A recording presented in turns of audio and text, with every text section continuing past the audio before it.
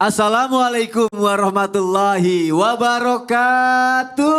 Waalaikumsalam warahmatullahi wabarakatuh. Jamaah. Yeay. Oh jamaah. Yeay. Alhamdulillah. Alhamdulillahirabbil alamin. Allahumma sholli ala sayyidina Muhammad wa ala ali sayyidina Muhammad. Alhamdulillah jamaah, kita ketemu lagi di Islam itu indah. Tepuk tangannya dong. Masya Allah, tabarakallah. Ketemu lagi juga sama guru-guru kita yang Masya Allah sangat kita cintai karena Allah. Ketemu sama calon-calon bidadari surga. Amin. Sehat ya. Alhamdulillah. Senang datang ke sini ya. Ikhlas. Ikhlas, alhamdulillah. Karena kadang-kadang ya jamaah yang ada di rumah, jamaah yang ada di studio kalau bicara ikhlas tuh kadang suka susah gitu ya. Apalagi kalau ikhlas kehilangan orang yang kita sayang, bener gak? Ikhlasnya susah juga kalau kehilangan pekerjaan, kehilangan, aduh banyak deh kehilangan macam-macam itu kadang suka berat gitu hati. Walaupun kadang ada orang yang bilang, udah ikhlasin aja. Padahal kan gak gampang gitu ya. Susah kayak gak segampang membalikan telapak kaki gitu ya. Hah? Tangan ya iya. Ya itu saking susahnya gitu ya. Makanya biar gak susah jamaah, kita bahas aja. Tema kita adalah di balik kesulitan Allah akan memberikan kemudahan. Tepuk tangan dong biar semangat dong. Yuk semangat untuk belajar pagi hari ini ya. Ada tayangan nih. Ini imami sholat jenazah kedua orang tua dan 4 adiknya. Kita lihat tayangannya silakan. Innalillahi wa inna ilaihi roji'un. Terkadang ini Ustadz yang aku bilang juga di awal. Susahnya ikhlas kehilangan orang yang disayang gitu Ustadz. Betul. Tapi ada pelajaran juga mengajarkan katanya kalau kita ikhlas lama-lama nanti akan sembuh. Tapi ada yang bilang juga itu bukan sembuh. Itu akan Allah ganti gitu. Jadi maksudnya seperti apa sih? Allah akan mengganti apa Ustadz Syam? Baik. Silakan Ustadz. Tapi guru-guruku yang dimuliakan Allah Subhanahu wa taala, seluruh jamaah serta jamaah di rumah, kita buka dulu Al-Qur'annya surah Al-Baqarah ayat 156 sampai dengan ayat 157. A'udzu billahi minasy syaithanir rajim. Bismillahirrahmanirrahim.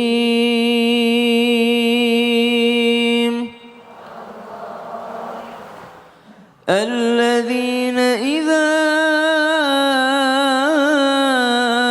أصابتهم مصيبة قالوا إنا لله وإنا إليه راجعون أولئك عليهم صلوات من ربهم ورحمة وأولئك هم المهتدون.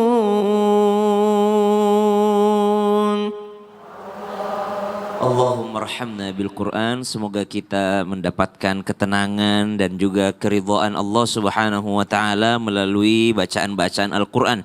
Dan kita doakan sesuai yang kita lihat di video tayangan tadi, beliau akan menjadi seorang anak yang kuat, sabar, dan juga menjadi anak yang soleh, ya, menjadi seorang ulama yang mengamalkan ilmunya. Karena bisa jadi dengan jalan itu Allah menggantikan segala apa yang telah Allah ambil darinya. Ada seorang anak mungkin yang kehilangan harta di waktu kecil, di waktu besarnya Allah gantikan. Ada yang mungkin kehilangan orang tua, Allah gantikan dengan hal-hal yang lainnya. Sebagaimana Imam Bukhari, kemudian ada baginda Nabi SAW yang memang dari kecil sudah tidak merasakan kehadiran kedua orang tuanya. Karena orang tuanya, bapaknya meninggal dunia ketika beliau masih dalam kandungan. Begitulah cara Allah mengatur dunia ini.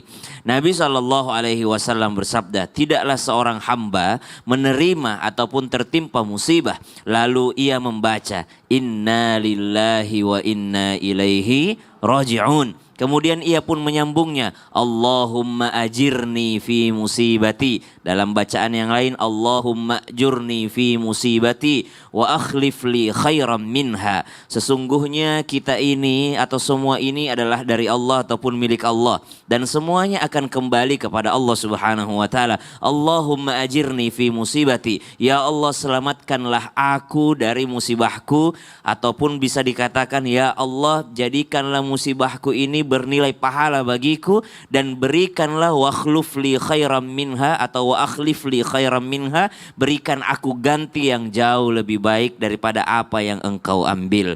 Imam Al-Ghazali dalam kitab Ihya Ulumuddin pernah menceritakan tentang seorang Sufyan Ats-Tsauri yang berdoa di samping Rabi'atul Adawiyah. Sufyan Ats-Tsauri ini berdoa, ya Allah ridhoilah aku, ya Allah berikanlah ridhamu ya Allah. Kita kan kalau bulan Ramadan sering berdoa gitu. Allahumma inna nas'aluka ridhaka. Ya Allah, ridhamu aku butuhkan. Kemudian Rabi'atul Adawiyah pun mengatakan kepada Sufyan Ats-Tsauri, apa kau tidak malu minta ridhonya Allah? Kata Sufyan Ats-Tsauri, kenapa saya harus malu? Malulah engkau minta ridhonya Allah, sedangkan engkau belum ridho terhadap apa yang Allah berikan padamu. Subhanallah. Artinya apa? Seorang yang ridho pada Allah, kata Rabi'atul Adawiyah, ciri-cirinya adalah ketika dia mendapat nikmat ataupun mendapat musibah, ekspresinya sama. Subhanallah. Jadi ketika orang yang sudah ridho, kalau bahasa kita ridho, jadi kalau dapat musibah itu bukan ikhlas menerima, tapi ridho menerima apa yang dikasih sama Allah. Kalau dia orang yang ridho adalah ketika dia dapat nikmat ataupun musibah, ekspresinya sama. Susah kan Ustaz? Makanya pelajari hari ini, subhanallah, sama-sama iya. kita belajar. Supaya apa? Supaya orang yang seperti inilah yang Allah digantikan dengan apa? Digantikan dengan ketenangan hati, meskipun kelihatannya menyedihkan, tapi mungkin hatinya bisa tenang karena hatinya sudah tersambung dengan Allah Subhanahu wa taala. Masya Allah, ketenangan hati. Betul, itu itu yang paling penting. Terima kasih Ustaz Syam. Sama-sama, Tepuk Sony. tangannya dong jamaah. Masya Allah. Jangan tepuk tangan dulu, harga beras naik. Nih, lihat nih. Harga beras naik terus nih. Penjual nilai tidak wajar nih. Coba kita lihat tayangannya, silakan. Harga beras di agen beras Pasar Palmerah, Tanah Abang, Jakarta Pusat mengalami kenaikan hingga Kamis. Kenaikan rata-rata harga beras mencapai Rp1.500 hingga Rp2.000 per liternya untuk semua jenis. Tingginya harga beras membuat pelanggan beralih ke beras dengan kelas lebih rendah. Kenaikan harga beras dalam sebulan terakhir dinilai tidak wajar oleh pedagang. Biasanya dalam satu bulan hanya naik Rp100 hingga Rp200. Gimana ibu-ibu? Harga beras naik, Bu? Iya, sedih ya. Udah harga beras naik, nauzubillah min dzalik, ekonomi lagi sulit, utang di mana-mana lagi, aduh berat banget kayaknya ya. Ustadz, Iya. biar terlepas dari semua itu gimana? Kata Ustaz Somad kan, fans banget. Ustaz Kenapa? Maulana yang jawab. Apa tadi nomor? Kulak beras. Ustadz, biar lagi ekonomi lagi sulit ini, biar Allah Ya. menolong, gimana sih? Ada nggak sih amalannya biar nggak gelap mata juga gitu Ustadz? Allahumma shalli Mohon penjelasan Ustadz Maulana, silakan. Masya Allah, tabarakallah. Makasih banyak izin guru-guru kita hari ini. Ustaz Samakan, Ustaz Sam, Ustaz Sams, dan semuanya. Bismillahirrahmanirrahim. Allahumma salli ala Sayyidina Muhammad wa ala ali Sayyidina Muhammad. Satu hal buat kita, yakinlah atas semuanya milik Allah. Yakinlah atas semuanya milik Allah. Wa ma min dabbatin fil ardi illa 'alallahi rizquha. Sudah diatur itu rezekinya. Kenapa? Maka kembalikan. Allah memberi kepada yang pantas, yang dia kehendaki, yang dia pilih. Dan Allah juga menahan atau tidak memberikan kepada yang belum dikehendaki. Tapi ingat, sekiranya orang miskin dikasih kekayaan, maka dia bisa jadi sia-siakan harta itu. Betul tidak? Kalau orang miskin dikasih 1 miliar, pingsan dia. Dia tidak tahu mau diapain. Tapi kalau orang kaya, pasti dia bisa manfaatkan. Dia bisa gunakan, dia bisa arahkan. Jadi yang pertama amalannya, yakinkan bahwa itu dari Allah. Dan rezeki itu tidak melulu harta, tidak melulu materi. Kebahagiaan, kesenangan, itu termasuk rezeki. Senyum bisa hadir di sini, termasuk. Kemudian apa yang kedua? Jamaah, memintalah kepada Allah. Jangan berharap kepada manusia, tapi berharap kepada Allah. Dan yang paling penting yang ketiga amalannya adalah bersyukur. 1, 2, 3. Bersyukur. Itu jadi 3 amalan. Yakin milik Allah. Yakin milik kemudian Allah. berdoa mintanya kepada Allah. Dan yang ketiga bersyukur. Bersyukur, Masya Allah. Tepuk tangan untuk Ustadz Maulana, jamaah. Ya Allah. Itu pelajaran penting buat kita semua ya. Dan sekarang kita akan lanjutkan lagi. Allah akan memberikan apa lagi sih untuk kita? Coba kita bahas sama Ustadz Ahmad kan. Ustadz, mau bahas mengenai kesetiaan Ustadz. Gimana kesetiaan? Jadi ada orang yang sudah setia dengan pasangannya. Ada orang yang setia dengan pekerjaannya, keluarganya juga. Tapi dibalas dengan sakit hati. Nah kalau ada yang melakukan seperti itu, bagaimana Allah membalas kita juga Ustadz? Buat kita supaya gak sakit hati gitu. Amalannya apa untuk menyembuhkan rasa-rasa sakit seperti itu Ustadz Ahmad kan? Luar biasa. Silakan Ustadz. Jamaah Islam itu indah yang dirahmati oleh Allah Subhanahu wa taala. Bagaimanakah cara Allah Subhanahu wa taala menghibur hambanya yang diberikan ujian sakit hati? Di dalam Al-Qur'an, di dalam surah Al-Imran, di ayat 154, Allah Subhanahu wa taala berfirman, "Tsumma anzala 'alaikum mim ba'dil ghammi amanatan nu'asa yaghsha ta'ifatan minkum." Dari ayat ini sebenarnya tanpa kita sadari Allah Subhanahu wa taala itu menghibur kita. Kata Allah Subhanahu wa taala, ketika kami berikan kepada kalian kesedihan, musibah, lalu kemudian Allah Subhanahu wa taala memberikan setelah kesedihan itu rasa aman berupa rasa ngantuk kepada kalian. Dan biasanya kan ada di antara kita tuh kalau ada orang yang lagi sedih ya, ada orang yang lagi nangis, sesegukan, dia merasa disakiti, dikhianati, lalu kemudian setelah nangis biasanya kenapain? Ngantuk. Nguap-nguap. Akhirnya tidur. Itu salah satu cara Allah Subhanahu wa taala untuk menghibur hambanya yang ketika diberi ujian, kesedihan, kesusahan, sakit hati, maka biasanya ketika sudah menangis habis itu ngantuk. Nah, itu salah satu cara menghibur Allah Subhanahu wa taala hambanya. Cuman kebanyakan di antara kita nggak paham padahal Allah Subhanahu wa taala jelaskan di dalam Al-Qur'an. Tetapi itu cuman sebagian orang doang kata Allah. Kata Allah di dalam Al-Qur'an, wa ta'ifatun qad ahammathum anfusuhum yadhununa billahi ghairal haqqi dhannal jahiliyah.